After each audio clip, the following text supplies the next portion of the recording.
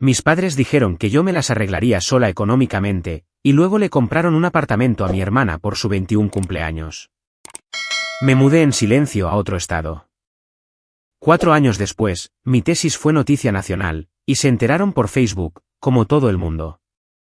Lo primero que mi padre me enseñó sobre el dinero fue que nada es gratis.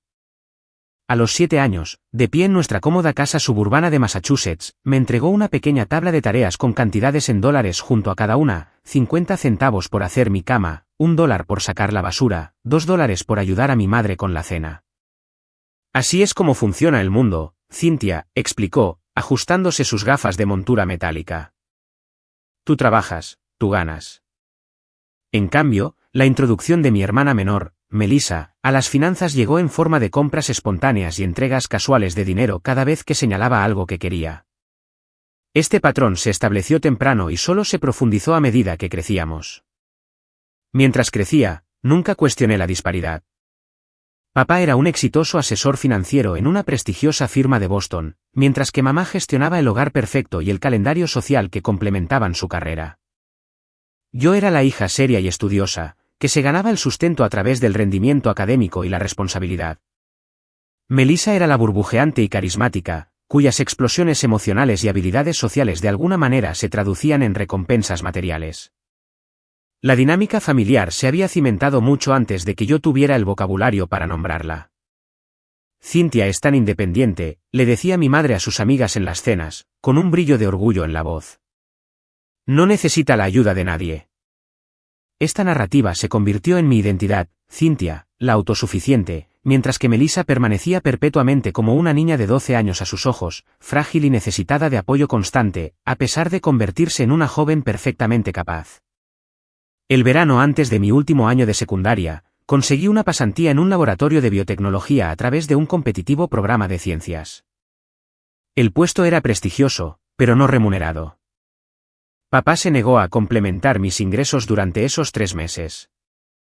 Esto es una buena preparación para el mundo real, insistió, mientras firmaba un cheque para el tercer examen de conducir fallido de Melissa esa misma semana. Tienes ahorros de tu trabajo como tutora. Úsalos. Agoté mis ahorros personales ese verano, dinero que había estado guardando cuidadosamente para los gastos de la universidad, trabajando los fines de semana en una cafetería para poder pagar la gasolina de mi viaje de 40 minutos al laboratorio. Sin embargo, la experiencia fue transformadora.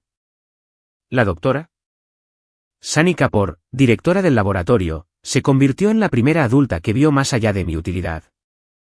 Notó mi obsesiva atención a los detalles experimentales y me animó a seguir estudios de posgrado en biología molecular. Tienes la mente de una investigadora, me dijo después de que identifiqué una anomalía en un conjunto de datos que otros habían pasado por alto. No la desperdicies. Cuando llegaron las cartas de aceptación de la universidad en el último año, recibí ofertas de 7 prestigiosas universidades, incluida una beca parcial para el MIT. Mis padres organizaron una cena de celebración, durante la cual papá se aclaró la garganta y me dio lo que él consideraba un consejo pragmático. Tu madre y yo hemos discutido la financiación de tu educación, anunció mientras pasaba las patatas. Hemos decidido que eres capaz de gestionar tu futuro financiero de forma independiente. Los préstamos estudiantiles te enseñarán responsabilidad fiscal. Estamos muy orgullosos de que hayas llegado tan lejos por tu propio mérito. Asentí, tragando saliva. Había anticipado esta conversación. Años de condicionamiento me habían preparado para aceptar que mi educación era mi única responsabilidad. Para lo que no me había preparado era para lo que vino después.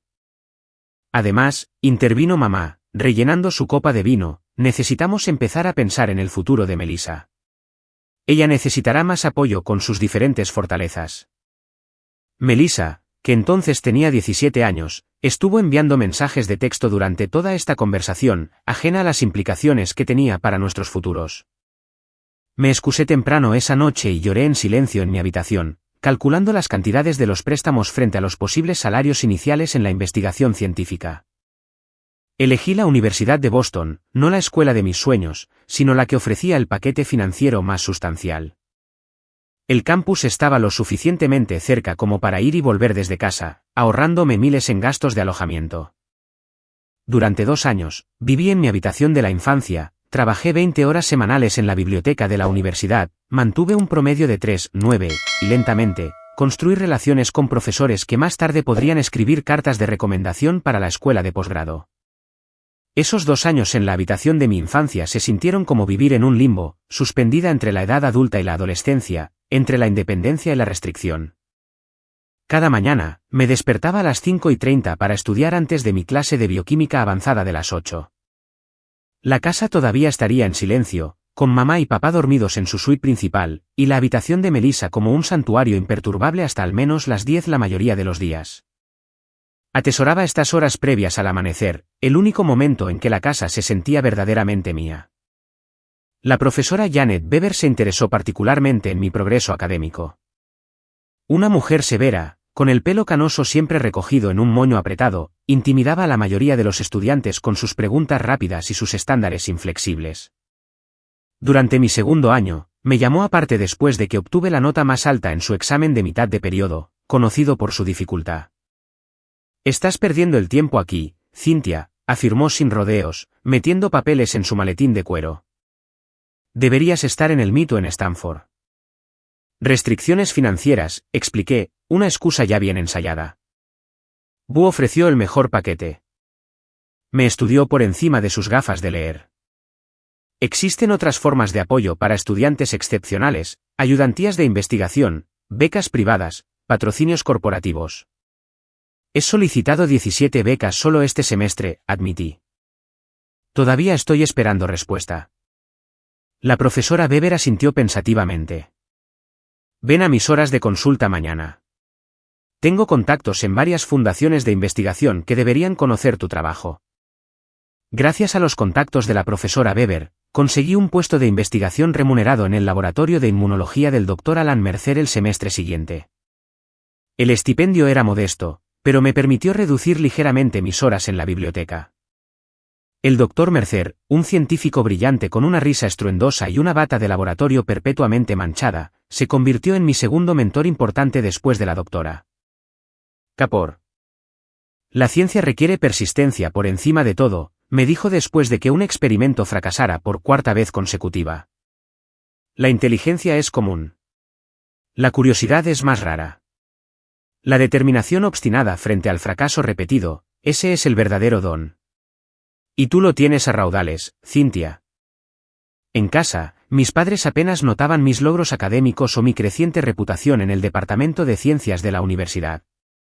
Las conversaciones en la cena giraban en torno a los clientes de papá, los compromisos sociales de mamá y las interminables discusiones sobre los dramas sociales de Melissa y sus cambiantes aspiraciones profesionales, que variaban mensualmente: diseñadora de moda, influencer de redes sociales, organizadora de eventos, decoradora de interiores.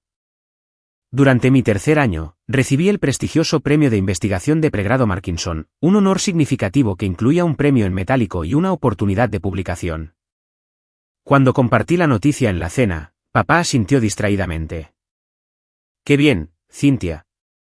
Te ayudará con tus préstamos estudiantiles». Mamá levantó la vista de su teléfono brevemente. «¿Hay una ceremonia? Deberíamos marcar nuestros calendarios». Antes de que pudiera responder, Melissa irrumpió por la puerta principal, llorosa por una discusión con su novio. La conversación giró inmediatamente hacia su crisis emocional, y mi logro fue olvidado en el torbellino de su angustia.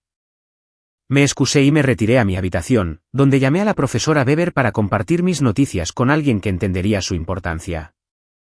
El contraste entre mi vida universitaria y la existencia en casa se hizo cada vez más marcado. En la escuela, los profesores buscaban mi opinión, mis compañeros respetaban mis ideas y mi investigación atraía una atención legítima. En casa, seguía siendo una hija autosuficiente que requería una participación mínima, útil para las tareas domésticas, pero por lo demás, Andy Markebel. Melissa se graduó de la secundaria con notas mediocres y un futuro indefinido. Se matriculó en un colegio comunitario local, abandonó la mitad de sus clases a mitad del primer semestre, y luego se transfirió a una pequeña universidad privada con estándares de admisión mínimos y costos de matrícula máximos. Mis padres cubrieron todos los gastos sin comentarios. El día que Melissa anunció su traslado a la Westfield Academy, una universidad privada más conocida por su ambiente de club de campo que por su rigor académico, papá escribió inmediatamente un cheque para el depósito de inscripción. Mamá pasó la tarde buscando ropa de cama de lujo en sitios web para el dormitorio de Melissa. Westfield tiene excelentes oportunidades de networking, justificó papá cuando me vio calcular las cifras de la matrícula. A veces, a quien conoces importa más que lo que sabes, Cynthia. El primer semestre de Melissa en Westfield resultó ser un desafío, a pesar de la reputación de la escuela por su indulgencia académica. Llamaba a casa semanalmente, a veces a diario, abrumada por los requisitos básicos de los cursos y las presiones sociales. Cada crisis provocaba una oleada de intervención parental, mamá conduciendo los 40 minutos hasta el campus para ayudar a organizar sus tareas, papá contratando tutores a $85 la hora, y ambos padres pasando horas al teléfono. Consolándola durante sus crisis emocionales por conflictos con compañeras de cuarto o invitaciones a fiestas. Mientras tanto, yo hacía malabares con cargas de 30 créditos, responsabilidades de investigación y turnos de trabajo, a menudo sobreviviendo con cenas de máquinas expendedoras durante las largas noches en el laboratorio. El semestre que contraje neumonía y falté a 2 semanas de clase, recibí un solo mensaje de texto de mamá preguntando si necesitaba jarabe para la tos. Lo rechacé, ya que lo había comprado yo misma. Cuando llegaron las notas de mitad de periodo de Melissa, en su mayoría C y D a pesar del extenso sistema de apoyo, mis padres convocaron una sesión de estrategia de emergencia con los asesores académicos de Westfield. Salieron con una carga de cursos reducida para Melissa y permiso para plazos extendidos en todas las asignaciones. Melissa procesa la información de manera diferente, explicó mamá a los parientes en la cena de Acción de Gracias. Es más creativa que analítica. La estructura académica tradicional no reconoce sus dones únicos. La tía Diane, la hermana directa de papá, levantó una ceja. Y sin embargo, Cynthia se las arregla perfectamente en ese mismo sistema sin ninguna ayuda. Cynthia es diferente, respondió mamá con desdén. Siempre ha sido independiente. Independiente o desatendida, murmuró la tía Diane en su copa de vino, lo suficientemente alto como para que yo la oyera desde la cocina, donde estaba lavando los platos. Me guiñó un ojo cuando me vio, el primer reconocimiento de un miembro de la familia de que la disparidad en nuestro trato podría ser problemática, en lugar de natural. Para su tercer semestre en Westfield, Melissa había cambiado de carrera 3 veces, de comunicación a historia del arte y luego a administración de empresas. Cada cambio requería nuevos libros de texto, materiales y, ocasionalmente, cursos de verano para cumplir con los requisitos previos. Los costos se acumulaban sin discusión. 3 semanas antes del 21º cumpleaños de Melissa, mamá me llamó a la sala de estar para una reunión familiar. Papá estaba sentado en su sillón de cuero, con las gafas de leer en la punta de la nariz, revisando unos documentos extendidos sobre la mesa de café. Tenemos noticias emocionantes, anunció mamá, con el rostro sonrojado por la anticipación. Le hemos comprado a Melissa un apartamento cerca de su campus como regalo de cumpleaños adelantado. Es una fantástica oportunidad de inversión, y le dará la estabilidad que necesita para concentrarse en encontrar su camino. Papá asintió solemnemente. El mercado está perfecto ahora mismo. 2 dormitorios, cocina moderna, edificio con portero. Tendrá seguridad e independencia. Qué generoso, logré decir, mi voz firme a pesar del vacío que se expandía en mi pecho. Bueno, está luchando por encontrar una dirección, explicó mamá. Tener su propio espacio podría ayudarla a madurar más rápido. También vamos a ser sus avales para el préstamo del coche, añadió papá. Necesita un transporte fiable para explorar oportunidades de prácticas. Esa noche, solicité plaza en 12 programas de doctorado por todo el país, centrándome en instituciones conocidas por sus generosos estipendios de investigación. No les dije nada a mis padres sobre mis solicitudes. La semana siguiente, tomé turnos extra en la biblioteca, abrí una cuenta bancaria separada en otro banco y comencé a liquidar todo lo que no cabía en 2 maletas. 3 meses después, recibí una carta de aceptación del programa de doctorado en biociencias moleculares de la Universidad Northwestern, con un paquete de financiación completo que incluía un estipendio y seguro médico. El programa se especializaba en la investigación de tratamientos innovadores para enfermedades, exactamente el campo que la doctora Kapoor me había animado a seguir.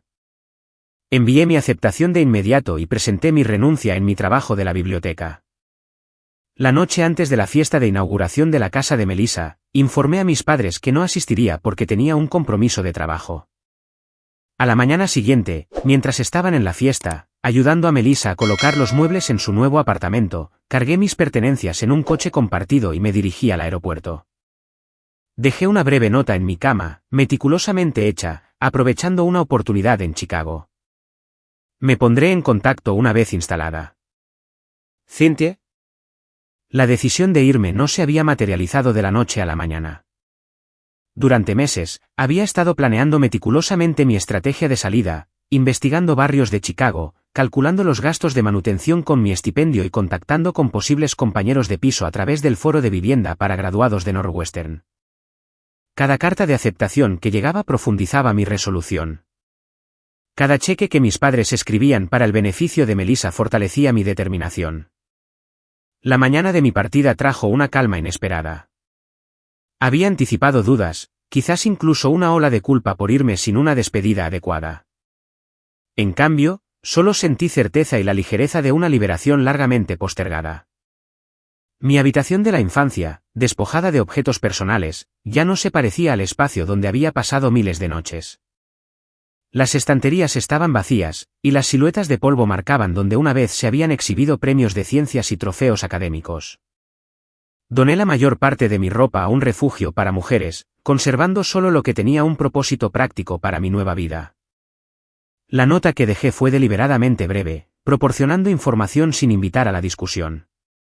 Sin disculpas, sin justificaciones, sin súplicas emocionales, el mismo tono práctico que mis padres habían usado al informarme de su decisión de no financiar mi educación. Durante el viaje compartido al aeropuerto Logan de Boston, el conductor, un hombre sociable llamado Carlos con un título en filosofía y opiniones firmes sobre el transporte público, me preguntó por qué me dirigía a Chicago. ¿Empezando de nuevo? Respondí, viendo cómo mi barrio se alejaba por la ventanilla trasera. ¿Huyendo de algo o hacia algo? Preguntó, encontrando mis ojos en el espejo retrovisor. La pregunta me hizo reflexionar. Ambas cosas, supongo, pero sobre todo hacia algo. Carlos asintió con aprobación. Hacia algo es mejor. Hacia algo tiene un propósito. En el aeropuerto, me di el capricho de un sándwich carísimo, mi primer pequeño acto de independencia, gastando sin calcular el impacto exacto en mi presupuesto cuidadosamente gestionado. El tablero de salidas mostraba que mi vuelo saldría a tiempo. Sin retrasos, sin complicaciones, sin obstáculos de última hora.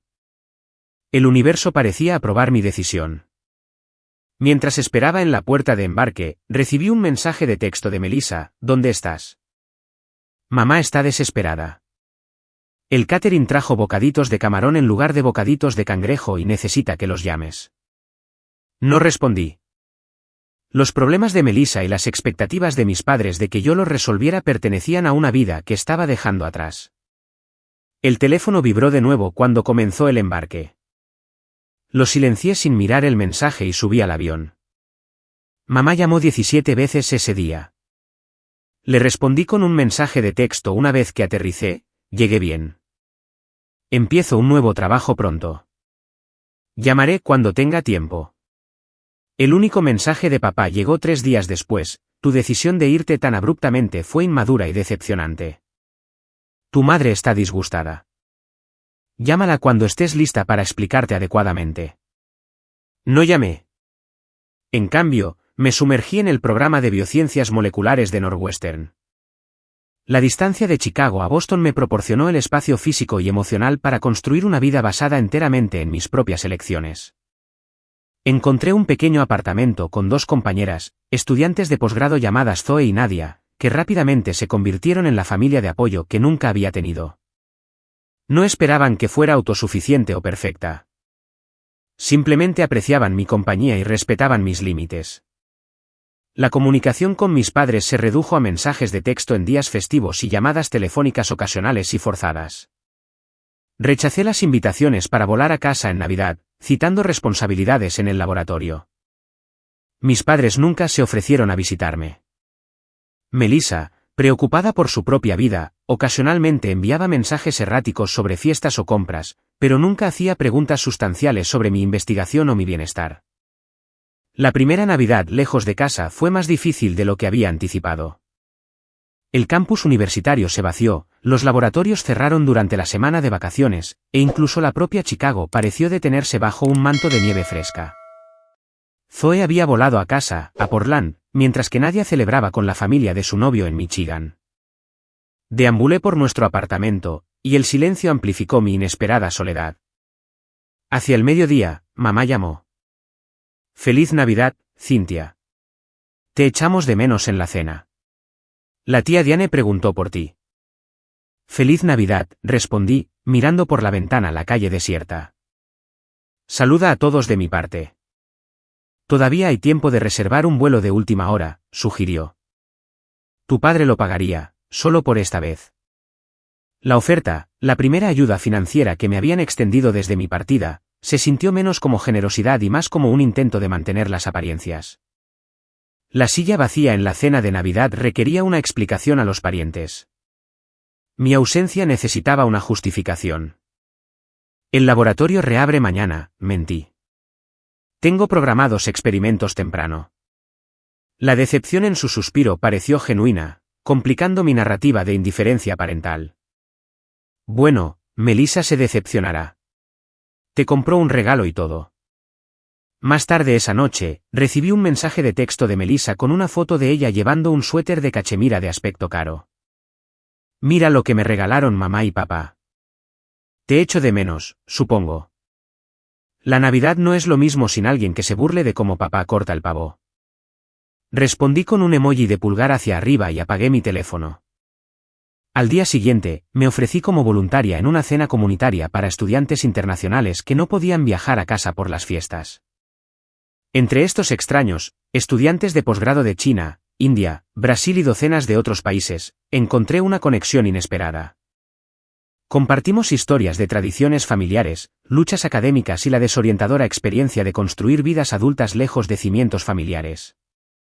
Lynn, una candidata a doctorado en física de Shanghái, resumió el sentimiento perfectamente: a veces debes viajar muy lejos para descubrir quién eres realmente, sin que las expectativas de los demás moldeen tu identidad. La segunda Navidad fuera resultó más fácil. Construí tradiciones con mi nueva familia de Chicago, una cena compartida con compañeros investigadores, un paseo nocturno por la orilla del lago para ver las luces navideñas, un intercambio de regalos de amigo invisible con temas científicos cada vez más absurdos. Mamá todavía llamaba, pero la conversación se sentía más protocolaria que emocional, un ritual mantenido por costumbre más que por conexión. Para la tercera Navidad, dejaron de preguntar cuándo podría visitar. La pretensión de que mi ausencia era temporal finalmente se había disuelto en el reconocimiento de la separación permanente que había establecido. Papá envió una tarjeta navideña impersonal con un certificado de regalo para una cadena de restaurantes nacional. Melissa envió una selfie desde Aspen, donde estaba de vacaciones con amigos, con todos los gastos cubiertos por nuestros padres, naturalmente. La distancia que creé no fue solo geográfica. Con cada mes que pasaba, mi independencia psicológica de las expectativas familiares se fortalecía. Ya no medía mis logros en función de sus posibles reacciones.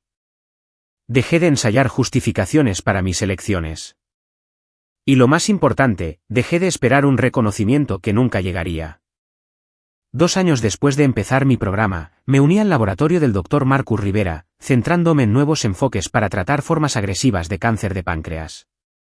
El trabajo me consumió de la mejor manera posible. ¿El Dr. Rivera reconoció mi capacidad para el pensamiento innovador y me animó a seguir un enfoque experimental particularmente arriesgado que los investigadores convencionales habían descartado? Los grandes avances rara vez provienen de la ciencia segura, me aconsejó, autorizando recursos adicionales para mi proyecto. Sigue tus instintos. La transición al laboratorio del Dr. Rivera marcó un punto de inflexión en mi carrera investigadora. Su laboratorio ocupaba toda la quinta planta del Centro de Investigación Biomédica de Northwestern, una instalación reluciente con equipos de última generación y vistas panorámicas del lago Michigan. A diferencia de supervisores anteriores que microgestionaban cada protocolo experimental, el Dr. Rivera operaba bajo un principio de autonomía guiada. Proporcionaba recursos y dirección estratégica, mientras confiaba en que los investigadores sortearan los desafíos técnicos de forma independiente. Mi proyecto se centraba en sistemas de administración de nanopartículas para atacar las células tumorales pancreáticas. Los tratamientos tradicionales para el cáncer de páncreas se enfrentaban a un obstáculo significativo: el denso tejido estromal que rodea los tumores formaba una barrera casi impenetrable contra los agentes de quimioterapia. Mi enfoque implicaba la ingeniería de nanopartículas que pudieran penetrar esta capa protectora explotando vías moleculares específicas. El concepto no era del todo nuevo. Varios equipos de investigación habían intentado enfoques similares con éxito limitado. Lo que distinguía mi metodología era una modificación contraintuitiva en la superficie de la nanopartícula, que en realidad utilizaba los mecanismos de defensa del tumor para facilitar la administración del fármaco. Al disfrazar los compuestos terapéuticos dentro de estructuras que imitan los nutrientes esenciales para el crecimiento del tumor, podríamos transformar potencialmente las fortalezas del cáncer en vulnerabilidades. El Dr. Rivera aprobó mi diseño experimental a pesar del escepticismo de varios investigadores senior del equipo. A veces, los caminos más prometedores parecen callejones sin salida para los pensadores convencionales, dijo durante una tensa reunión de laboratorio donde mi propuesta enfrentó críticas. Cynthia ve ángulos que otros no ven. Démosle a su hipótesis espacio para demostrar su valía. Los primeros 6 meses arrojaron resultados frustrantes. Mis formulaciones iniciales de nanopartículas se degradaban demasiado rápido en condiciones de plasma. Las iteraciones posteriores penetraron con éxito la barrera estromal, pero administraron concentraciones de fármaco insuficientes para afectar la viabilidad del tumor. Cada fracaso requería un rediseño, síntesis y pruebas exhaustivas, un ciclo agotador que consumía jornadas de 18 horas y numerosos fines de semana. Durante este periodo, Melissa se graduó de la universidad con un título en negocios e inmediatamente consiguió un puesto de marketing en una empresa de Boston, donde el compañero de golf de papá era el director ejecutivo. Mis padres lo celebraron con un crucero por Europa. Me enteré de estos acontecimientos a través de fotos de Facebook y breves mensajes de texto, demasiado inmersa en la resolución de problemas del laboratorio como para registrar más que un leve reconocimiento. El avance se produjo inesperadamente a las 2:17 de la madrugada de un martes. Había estado ejecutando simulaciones en estructuras de nanopartículas modificadas, ajustando las configuraciones moleculares para mejorar la estabilidad mientras mantenía la especificidad de objetivo. Un modelo computacional reveló un patrón de interacción inusual cuando ciertas proteínas de superficie se disponían en formaciones asimétricas, en lugar de la distribución uniforme que dictaba la sabiduría convencional. Llamé al Dr. Rivera a pesar de la hora. Llegó 30 minutos después, todavía con pantalones de pijama debajo de su bata de laboratorio, que se había puesto a toda prisa. Juntos, revisamos los datos de la simulación y luego diseñamos inmediatamente protocolos experimentales para probar las predicciones computacionales. Al amanecer, habíamos esbozado una estrategia de investigación integral que requeriría miles de horas de laboratorio y una colaboración sin precedentes entre múltiples especialidades del departamento.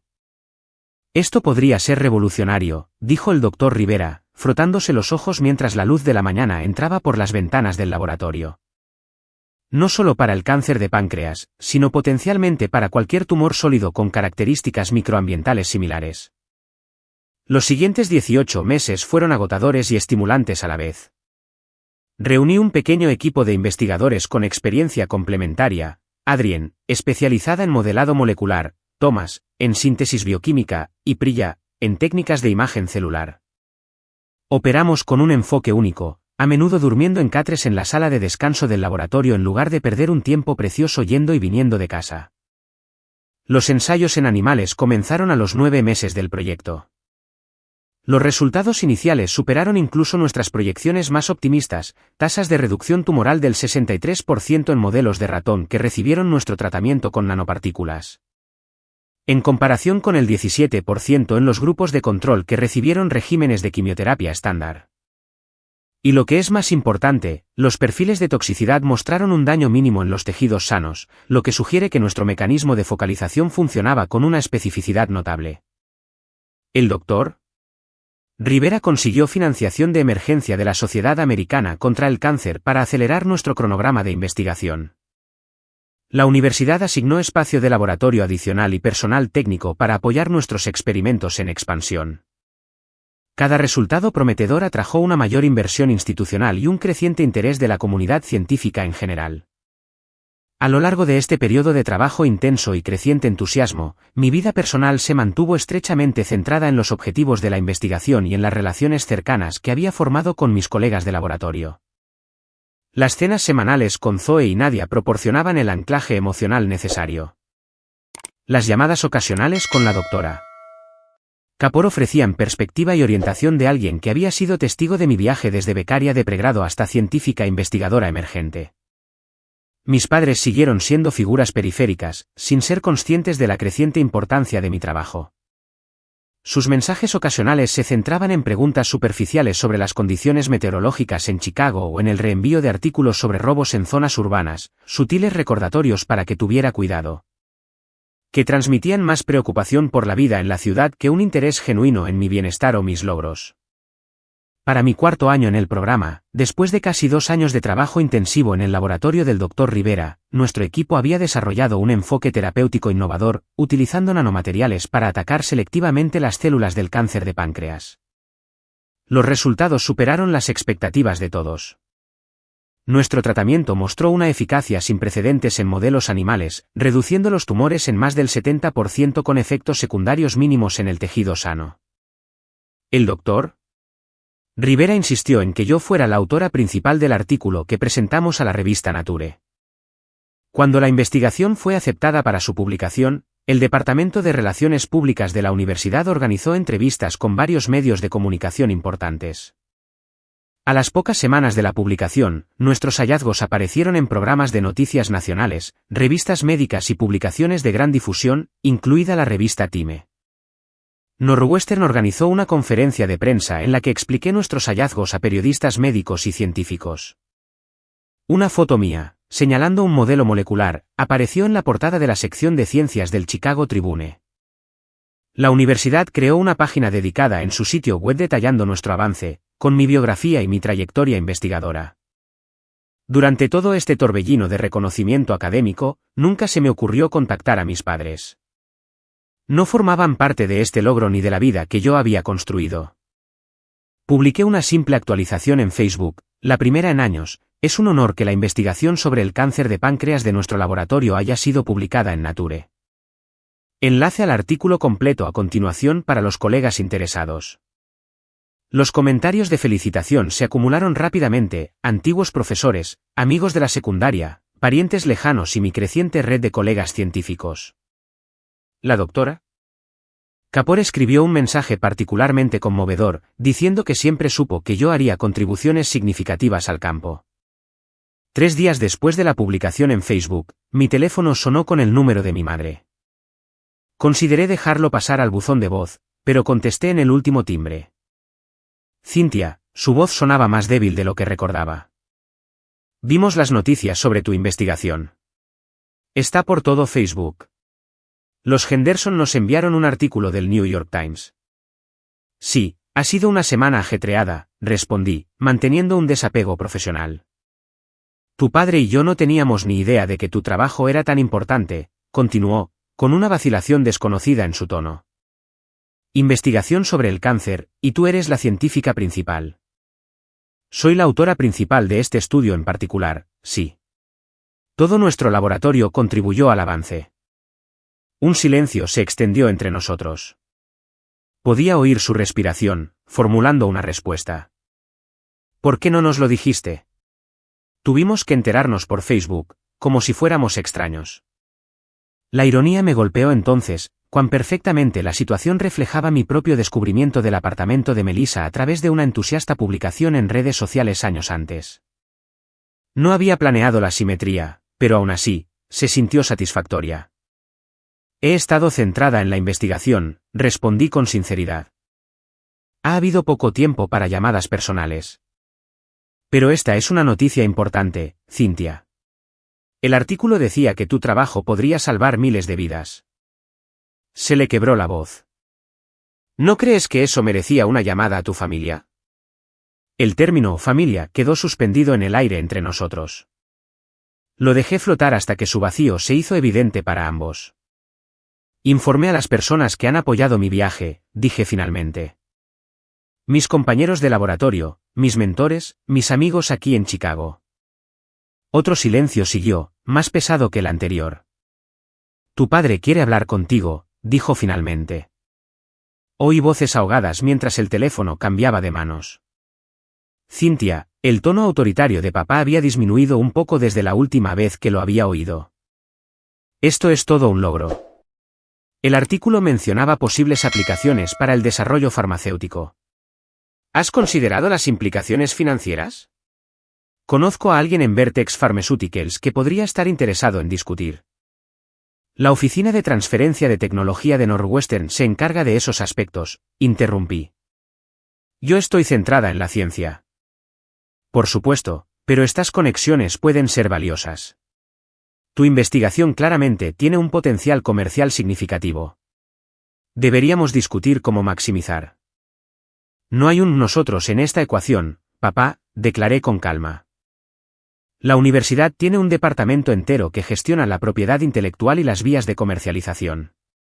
Mis prioridades son continuar la investigación y avanzar hacia los ensayos clínicos. La conversación se estancó. Quizás por primera vez en nuestra relación, mi padre parecía no saber cómo proceder. A tu madre y a mí nos gustaría visitarte, dijo finalmente. Ver tu laboratorio, llevarte a cenar. Claramente nos hemos perdido acontecimientos importantes en tu vida. Consideré la petición. Una parte de mí quería negarles el acceso a este mundo que había construido sin su apoyo. Otra parte reconoció esto como un posible punto de inflexión, quizás no para la reconciliación, sino para el reconocimiento. Tengo una conferencia en San Diego el mes que viene, respondí. Mi agenda está completamente llena hasta entonces. Puedo avisaros cuando tenga disponibilidad después de mi regreso. Papá se aclaró la garganta. Cynthia, creo que quizás te debemos una disculpa. Es posible que hayamos subestimado tu potencial y aquello en lo que estabas trabajando. La declaración no era exactamente una disculpa por su trato hacia mí, sino simplemente una admisión de que habían calculado mal el resultado de su negligencia. Esperaban que yo llevara una vida modesta y sin incidentes, no que me convirtiera en una pionera científica que acaparaba titulares. Aprecio esa perspectiva, respondí neutralmente. Debo irme ahora. El laboratorio me espera para una reunión por la tarde. Después de colgar, me senté en mi escritorio durante varios minutos, procesando la conversación. Mi teléfono vibró con un mensaje de texto de Zoe, sala de conferencias reservada para la cena de celebración esta noche. Viene todo el equipo. Rivera trae champán. ¿Te apuntas? Sonreí y respondí, no me lo perdería. Mi verdadera familia. 2 días después, un gran arreglo floral llegó al laboratorio con una tarjeta que decía, felicidades por tu extraordinario logro. Estamos muy orgullosos. Con amor, mamá y papá. Varios colegas comentaron sobre el impresionante arreglo. Doné las flores al ala del hospital donde muchos pacientes con cáncer de páncreas reciben tratamiento. Una semana después de nuestra conversación telefónica, llegó un correo electrónico de mi padre que contenía sugerencias de estrategia de inversión, a la luz de posibles regalías de patentes futuras. Y se ofrecía a ponerme en contacto con profesionales de gestión de patrimonios que entienden el éxito financiero repentino. Lo reenvié a mi carpeta de spam sin responder. Melissa finalmente me envió un mensaje de texto 3 semanas después de que se conociera la noticia. OMG, hermana, ahora eres famosa. Vi lo de las noticias. ¡Qué guay! Deberíamos ponernos al día alguna vez. Respondí con un simple emoji de pulgar hacia arriba y volví a revisar los datos de nuestros últimos experimentos. Mis padres finalmente visitaron Chicago 4 meses después. Les di un breve recorrido por las áreas públicas de nuestro centro de investigación, les presenté al Dr. Rivera y a algunos colegas, y luego los acompañé a una cena incómoda donde hicieron preguntas superficiales sobre mi trabajo, mientras evitaban cualquier mención a nuestro distanciamiento. Tu apartamento es acogedor, comentó mamá cuando me dejaron después. ¿Has considerado mudarte a algo mejor ahora que tu carrera está despegando? Estoy cómoda donde estoy, respondí, pensando en las noches de cine de los viernes con Zoe y Nadia, las comidas compartidas, las conversaciones nocturnas sobre ciencia, la vida y los sueños. Se adapta perfectamente a mis necesidades. Volaron de regreso a Boston a la mañana siguiente. Nuestra relación se mantuvo distante, pero cordial, correos electrónicos ocasionales, llamadas telefónicas en días festivos y felicitaciones de cumpleaños superficiales. Nunca reconocieron explícitamente la desigualdad que había definido nuestra dinámica familiar, y yo nunca exigí ese reconocimiento. La validación que una vez había anhelado de ellos se había vuelto irrelevante por la vida que había construido sin su apoyo. 3 años después de la publicación en Nature, acepté un puesto de profesora titular en la Universidad de California, en San Francisco, para dirigir mi propio equipo de investigación, centrado en expandir nuestro enfoque de tratamiento del cáncer a otras neoplasias malignas agresivas. El comunicado de prensa de la universidad que anunciaba mi nombramiento mencionaba mi trabajo pionero en Northwestern y mis contribuciones innovadoras a las terapias dirigidas contra el cáncer. La mudanza a San Francisco significó dejar atrás el sistema de apoyo cercano que había construido en Chicago. Zoe había aceptado un puesto en la Universidad de Washington, en Seattle, mientras que Nadia permaneció en Chicago con su ahora esposo. Prometimos mantener nuestra amistad a través de videollamadas regulares y reuniones anuales. Aunque la distancia física cambió la dinámica de nuestras interacciones diarias, la profundidad de nuestra conexión se mantuvo. Habíamos pasado por demasiado juntas como para dejar que la geografía disminuyera lo que habíamos construido. Un periodista de una revista científica me entrevistó sobre mi trayectoria profesional y me preguntó qué me inspiró a seguir una investigación tan desafiante. Pensé cuidadosamente antes de responder. A una edad temprana, aprendí que los recursos no siempre se distribuyen de manera equitativa, dije. Algunas personas reciben un apoyo abundante mientras que otras deben crear oportunidades de la nada. Mi investigación se centra en dirigir los recursos terapéuticos precisamente donde más se necesitan. Tanto en la ciencia como en la vida, creo en abordar las desigualdades a través de la intervención estratégica, en lugar de la aceptación pasiva. El periodista asintió pensativamente, sin ser consciente de la historia personal detrás de mi respuesta. El artículo se publicó en línea la semana siguiente. Mi padre me lo reenvió con un mensaje de una sola línea: tu madre y yo nos reconocemos en esta cita. Quizás algún día podamos tener una conversación honesta sobre el pasado. Guardé el correo electrónico, pero no respondí de inmediato. El reconocimiento, aunque pequeño, representaba un cambio de conciencia que no había anticipado. No estaba segura de si la reconciliación era posible, o incluso deseable, pero el reconocimiento en sí mismo tenía un cierto valor. Pasaron los días mientras contemplaba el mensaje de mi padre. El campus universitario bullía con la energía de la primavera. Los estudiantes se tumbaban en el césped, estudiando para los finales, los cerezos florecían a lo largo de los senderos peatonales, y las instalaciones de investigación zumbaban con la productividad previa al verano. Mi equipo de laboratorio se había ampliado a 15 miembros, cada investigador persiguiendo aspectos especializados de nuestro enfoque terapéutico. Dividía mi tiempo entre supervisar a los estudiantes de doctorado, escribir propuestas de subvención y desarrollar protocolos experimentales para nuestros próximos ensayos clínicos. Durante una pausa para el café por la tarde, releí el correo electrónico de papá en mi teléfono, todavía insegura de cómo o si debía responder. ¿El doctor? Rivera notó mi distracción cuando se unió a mí en la cafetería del campus. ¿Correspondencia difícil?, preguntó, deslizándose en la silla frente a la mía. Complicaciones familiares, respondí, dejando el teléfono a un lado. Nada urgente. ¿El doctor? Rivera asintió. Habiendo sido mentor de docenas de científicos a lo largo de su carrera, había desarrollado una comprensión intuitiva de las luchas personales que a menudo acompañaban al éxito profesional. Las dinámicas familiares tienen inercia, observó. Continúan en patrones establecidos a menos que actúen sobre ellas fuerzas externas significativas. Newton se aplica a las relaciones humanas, sonreí. Un marco teórico interesante. Menos teórico que experiencial, replicó. Mis propios padres nunca entendieron mi carrera científica. Querían un médico que tratara pacientes, no uno que investigara oscuros mecanismos celulares. Fue necesario el diagnóstico de cáncer de mi madre para que apreciaran la importancia de la investigación básica. El paralelismo con mi situación no era exacto, pero el mensaje subyacente resonó. A veces, los cambios de perspectiva requieren catalizadores dramáticos en lugar de una iluminación gradual. Mi avance en la investigación había proporcionado ese catalizador para mis padres, obligándolos a reconsiderar su percepción de mí y sus propias decisiones como padres. ¿Te reconciliaste con ellos? Pregunté, en parte por curiosidad, en parte con esperanza. ¿El doctor? Rivera respondió, establecimos una relación más honesta, aunque ciertas heridas nunca sanaron por completo. La cuestión no es si la reconciliación total es posible, sino si la relación puede evolucionar hacia algo más saludable que antes. Esa noche, en mi apartamento, finalmente redacté una respuesta al correo electrónico de papá. Aprecio que reconozcas el subtexto de esa entrevista. Mi investigación se centra en dirigir los recursos donde son más efectivos, un principio con aplicaciones más allá de la ciencia. Estoy abierta a conversaciones honestas, pero la honestidad requiere reconocer patrones específicos en lugar de hablar en generalidades. Si estáis preparados para ese nivel de franqueza, podríamos encontrar posible un diálogo constructivo.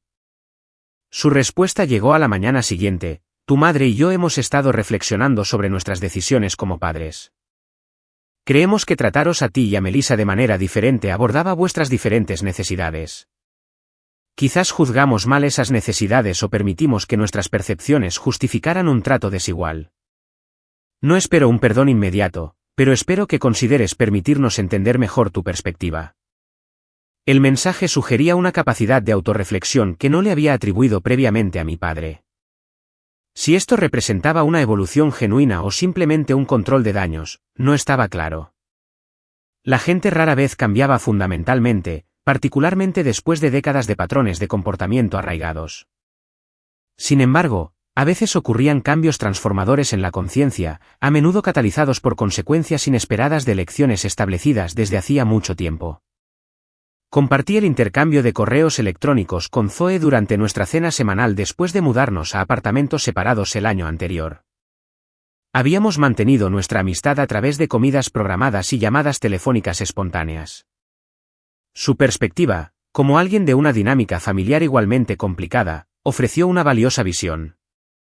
Finalmente se están dando cuenta de que perdieron algo valioso al subestimarte, comentó, rellenando nuestras copas de vino. La pregunta es si están de luto por la relación que podrían haber tenido contigo o si simplemente lamentan haberse perdido el prestigio de tener una hija científica famosa. Probablemente ambas cosas, admití. Papá valora particularmente la asociación con el éxito. Entonces, la verdadera pregunta es si cualquier relación futura puede ser auténtica en lugar de transaccional. Llegamos a la conclusión de que las personas podían cambiar, pero generalmente dentro del marco fundamental de sus personalidades, no transformándose por completo. En las semanas siguientes, la comunicación con mis padres aumentó ligeramente en frecuencia y profundidad. Nuestros intercambios siguieron siendo principalmente por correo electrónico, ya que el formato escrito permitía una consideración más cuidadosa de lo que permitirían las conversaciones telefónicas espontáneas. Evitamos la confrontación directa sobre las desigualdades pasadas.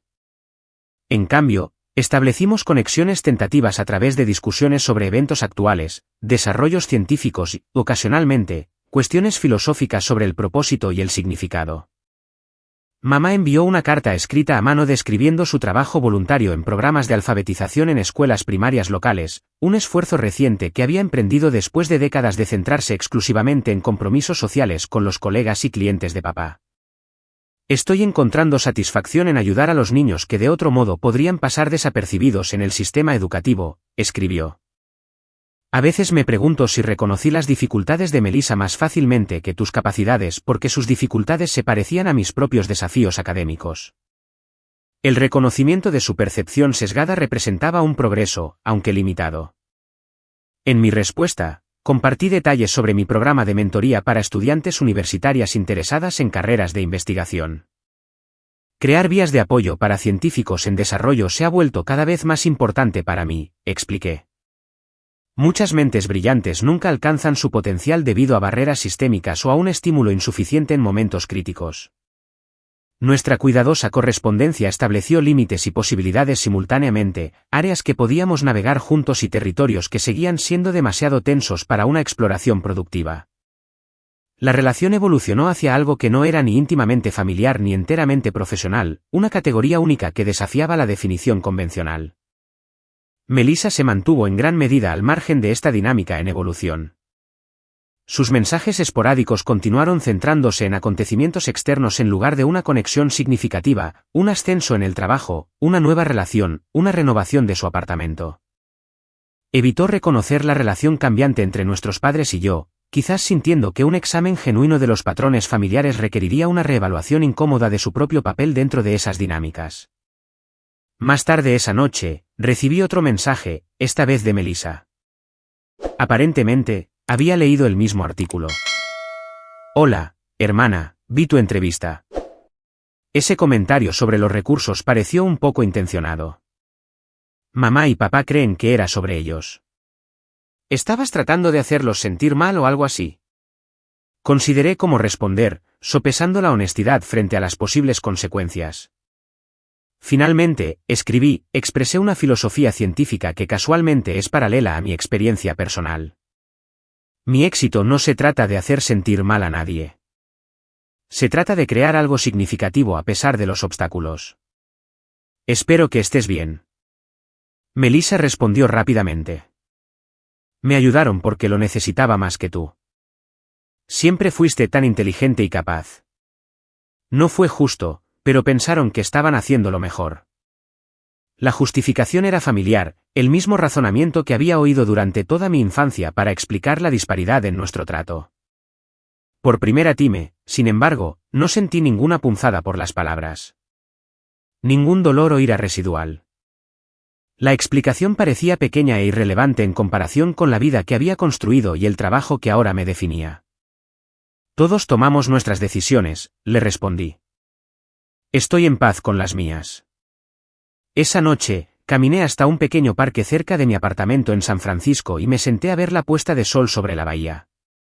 El horizonte occidental ardía en color, no solo los naranjas y rojos esperados, sino inesperados morados y dorados que surgían de condiciones atmosféricas que no podía nombrar con precisión.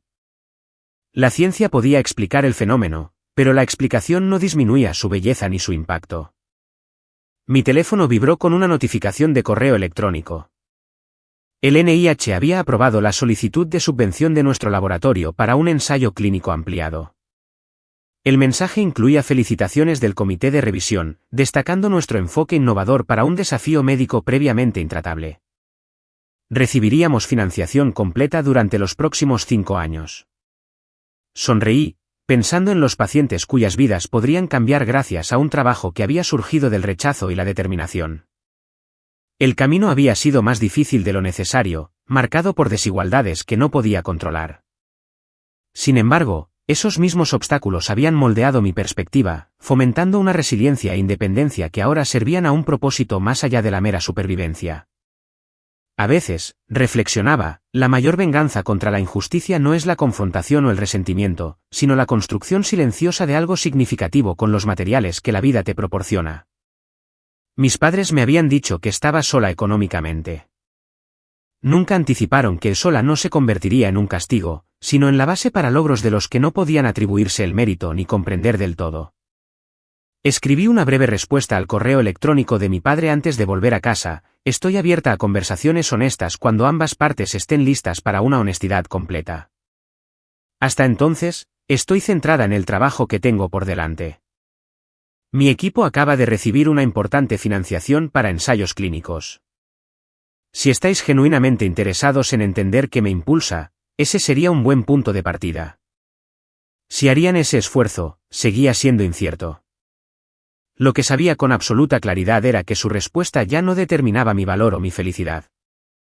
La validación que una vez había buscado desesperadamente de ellos se había vuelto obsoleta por el reconocimiento auténtico que había ganado a través de mis propios esfuerzos y las conexiones genuinas que había formado en el camino. La historia que mis padres habían escrito para mí terminó el día que dejé Massachusetts. La historia que yo estaba escribiendo para mí misma todavía se estaba desarrollando, página a página, descubrimiento a descubrimiento. Y a diferencia de la narrativa de mi infancia, yo controlaba la dirección de cada capítulo.